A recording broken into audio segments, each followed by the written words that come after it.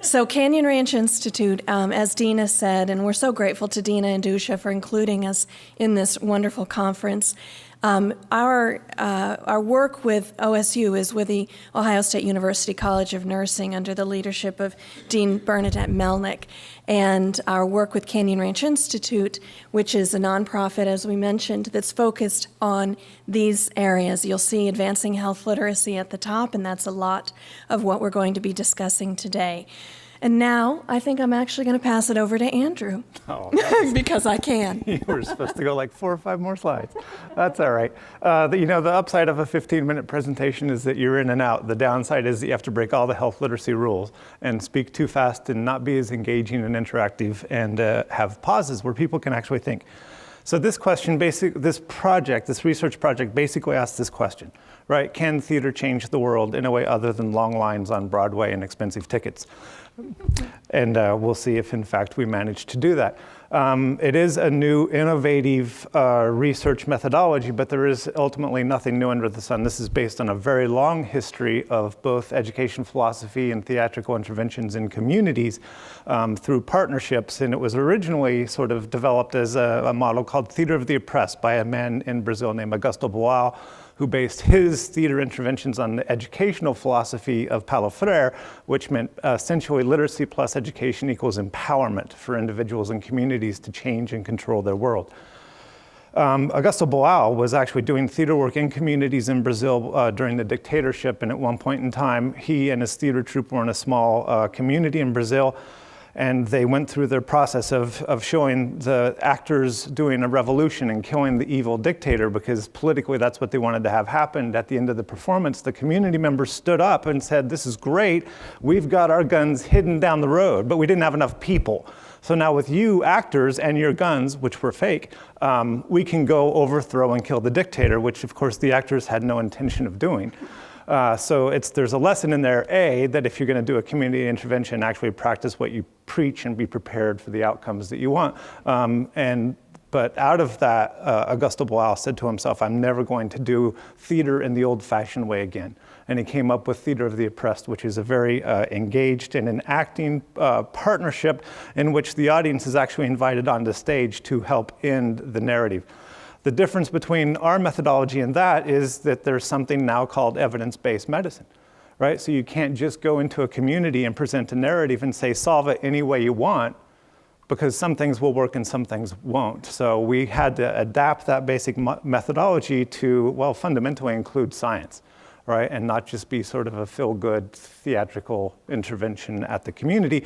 Thus, we called it Theater for Health. This was a partnership, as is everything we do, between organizations within the community, as well as researchers at the Boston University College of Fine Arts, and the Clorox Company, who, through their corporate social responsibility efforts and their interest in science-based solutions that work for household hygiene, helped fund and contributed intellectual property to this in an unbranded way. So Clorox Products, or the Clorox Corporation, was never named as part of the intervention, but they were very involved in the entire process through our partnership model. Now, have any of you been to Lima, Peru? Okay, so I have to take 2 seconds. So Lima is a classic metropolitan area right on the coast. All of the money sort of concentrates on the flatlands near the ocean, and then it's surrounded by a ring of what we would probably call low hills in much of the US. Those hills are highly populated. They're densely populated. It's the poorest of the poor.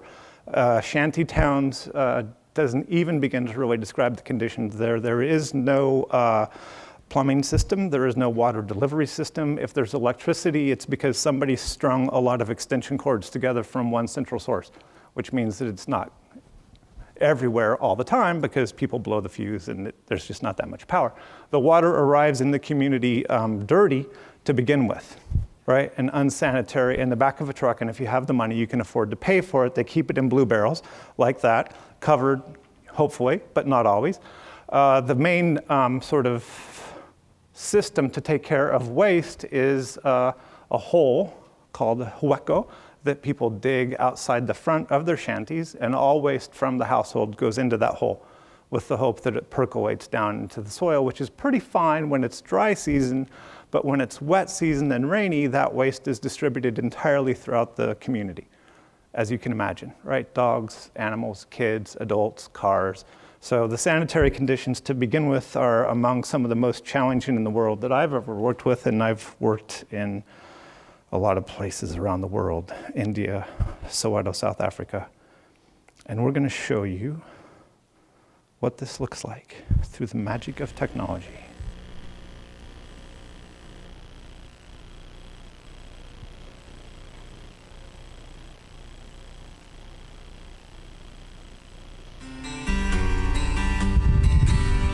It's Sunday afternoon in a shantytown on the outskirts of Lima, Peru. A street parade of actors and musicians draws attention to the newest episode in a soap opera-style play that engages community members, young and old. The play unfolds over 12 performances spanning 11 weeks, and the plan is to change personal and household hygiene behaviors to prevent health problems and improve well-being.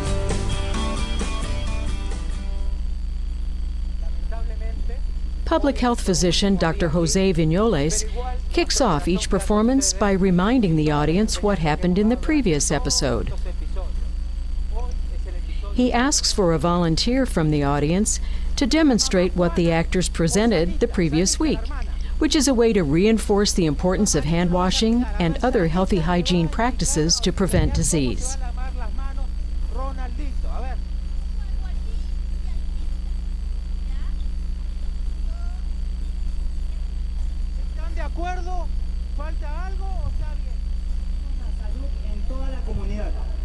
In another episode, actors join the audience, encouraging everyone to participate in creating the dialogue for a town hall meeting within the play. And soon the line between the play and reality blurs. Involving the audience during the performances is an important part of the Theater for Health approach that was developed for this program. When everyone is involved, everyone can have a voice, express their opinions, and see their lives in the performances.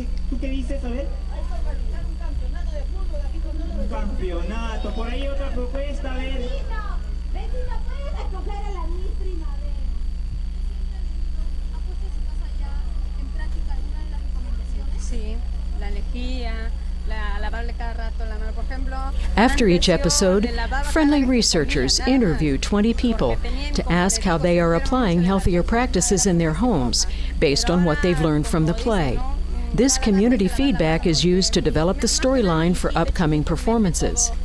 In addition to the interviews, microbiological samples are collected from homes before and after the series of performances. Education is an important component of the Theater for Health approach.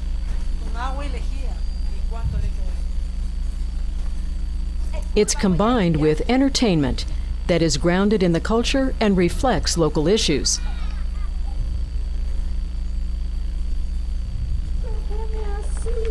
The result is an effective way to engage the entire community.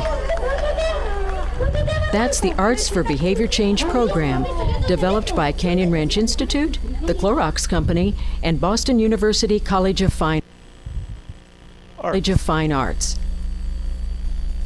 All right, so essentially that's it. It was a series of 12 performances. This is the sort of a rough overview of the logic model that you can look through. 12 performances, 2 the first week, 1 a week after that. We did formative research after every presentation. We did formative months before we started to learn about the community so that the theatrical narrative actually reflected the community and people could see themselves in it. The topic from our perspective was changing household hygiene. From the community's perspective, the plays were a telenovela about a love story gone bad. The grandmother of one family, her husband disappeared, or so she said. She said he was dead. But everybody, every now and then, would say, didn't I see him downtown last week with another woman? So what's the story there, right? So there was a love story that really drew the interest, and then people within that overarching storyline would fall ill, right? And then we'd turn to the audience and say, what would you do in your life to prevent that, right? To prevent that child from dying. Because in the middle of the play, a young girl did die, and we received a lot of tears and unhappy people. So they brought her back to life because they figured out an evidence-based solution that would actually work. and presented it through the theatrical performance. They didn't actually bring her back to life using an evidence-based solution. Yeah, they did. But what they did was say if these things had happened, she wouldn't have become ill. So if her family had practiced these good household hygiene approaches, if they had taken her to the doctor before she became so ill that she couldn't have recovered. So they were telling the actors, and particularly telling Dr. Vignoles, whom you saw in the film, who was the one who really was the facilitator of, well, okay, thank you for that idea. Now what we know from science, as a doctor, I know thus, thus, and thus. And just so you know, as a physician, Dr. Vignoles wasn't just somebody who showed up for these performances. He was actually already a practicing physician and doing public health work in that community. He was already a trusted member. And then that takes us to another very important person in the community. There was actually a pretty structured system of leadership. And the mayor, the Directora General, Mayor Estelle, was very much involved in getting people to come to those performances and also telling us how especially not only to have the women who were going to be the ones doing these changes, but to have the men who are going to be the ones allowing these changes to be done. And getting the men to the performances was done by putting on workshops beforehand, before the performances that they would be interested in, things that they could do with their sons. Why don't you talk about the preparation and training a bit? Well, we had to train the actors in this model, and we're short on time. So I'm not going to tell you the whole, there's just no way that we can do it all. Trust us that there was a lot of formative research. We built up capacity within the community, both in the professional aspects of the community and the community itself, to actually do this sort of a process. The Joker, Dr. Vignoles, as we talked about, came in with trust in the community as well as the technical expertise and knowledge to pull it off. The one thing he'd never done before was stand on a stage in front of a couple hundred people at a time. So we had to work with him to do that. We attracted people through this parade, which essentially, when we do this sort of work in Africa, they say it's you sing and dance and act like a fool in the community, and people stick their head out the door to see what's going on, and they follow you, especially the kids. The kids go, the adults follow, and then you get the whole community. We did a lot of things, workshops around skills that people wanted to develop. How do you weatherize your shantytown? How can you make it a safer place for your family? We taught skills in the workshops that led to economic development, because some women knew how to macrame really well, and they made a lot of money selling the products, but others didn't know how. So we got the ones that were skilled to give a workshop to the ones that weren't. And that drew them, and then they'd stay for the performance as well. We called it always siempre. The implication was always sick, because there was always something happening around health. The Maranas and the Buendias were the two families. One means good day, one means tangled and messy, right? Because that's sort of symbolically what they were. But there was a little bad in the good family and a little good in the bad family. That creates tension. We did a very thorough baseline evaluation, everything from health literacy, the range of knowledge, attitudes, and behaviors that were existing in the community, and we did microbiological testing within a small sample of homes to see if we really did make a change at the functional level, not just what people told us they did. And so here's a small smattering of the outcomes. Underlying all of this is an approach to health literacy that says that fundamentally people use that broad range of socially contextualized skills that are the basis of health literacy to, first of all, better find information, better understand information, and then be able to evaluate what that means to their own lives. Where is it going to fit? How are they going to use it? And then to communicate it with the people around them to create a social support structure and an openness to change in or otherwise pretty well-grounded community behaviors and culturally grounded behaviors. So this is also the first research project that shows that that logic model actually holds together. The change scores related to each of those steps of that theory of health literacy were highly correlated and correlated with the real hardcore outcomes of behavior change and microbiological status in the household. You can see people learned a lot here. So knowledge went up, behaviors changed, and as a result, in households, we got a 34.4% decline in just the presence of Listeria and E. coli within the food preparation area within these houses. That doesn't mean that it was reduced. That means there was none. at the end of the performance, and that is, in fact, our 15 minutes.